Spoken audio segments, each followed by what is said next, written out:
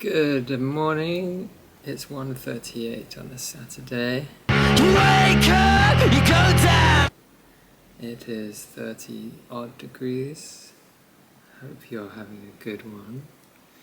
Today, I'm just gonna say chords in a minor key. I don't know what the video is gonna be called.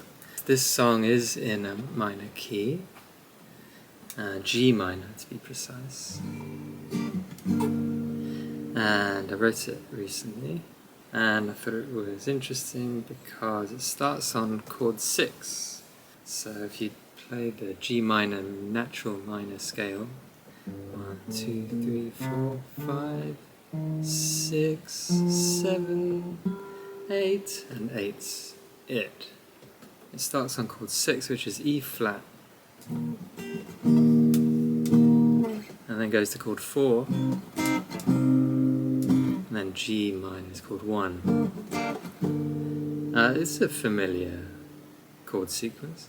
Stays on G minor twice as long as the other chords to ground us in the key chord, I guess. It's a 4-bar phrase, 4-bar chord, I think, sequence. 1, 2, 3, 4. 1, 2, 3, 4. 2, 3, 4, and another. That's the verse, anyway. The vocal line with it is this: You were the cross, you were the sun, you deal with loss, you did the crime. Very musy, I think. It does kind of sound like a vocal line he would employ, but I did it anyway. It will be out on an album soon. I'm working on my 13th solo album, YSB 13. I don't know what the name of it will be. Maybe just YSB 13. I just released YSB 12, which was all recorded on my own up north with a 4-track in a new surroundings.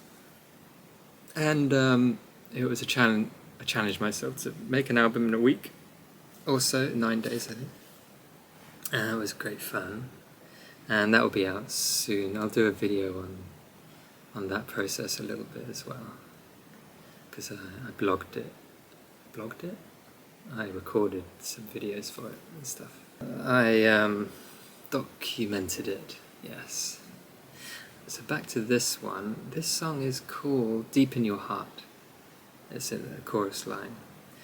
So I think that's it on the verse. I think it's interesting, I hope it's interesting, that it starts on chord 6. Usually most songs start on chord 1. A lot of them don't, but you still feel very much like you're at home on G minor, because all these chords are, belonging in the key. So this is the chorus. You are my darling, you are my love, you have the seasons deep in your heart. And back to the verse. So in the chorus, we're going to go to D major, which is a nice change that you can't go wrong with, which is interesting. I need a new word for interesting. Notable, because it's major, not minor, in a minor key. Chord 5 is minor in a minor key. But even 300 years ago, I believe, Bach and all the classical composers since raised the 7th note to make it a major chord. In the chord it's the 3rd note, so it's a major 3rd, but in the key it's the 7th note. So if you're in G, 1, 2, 3, 4, 5, 6, 7, 8, and 8 is 1. That's the natural minor. But if you raise the 7th one, the harmonic minor scale sounds like this. 1, 2, 3, 4, 5, 6, 7, 1, 4, 8. So that raised 7th note is an F sharp, and the F sharp is the major third of this chord. D.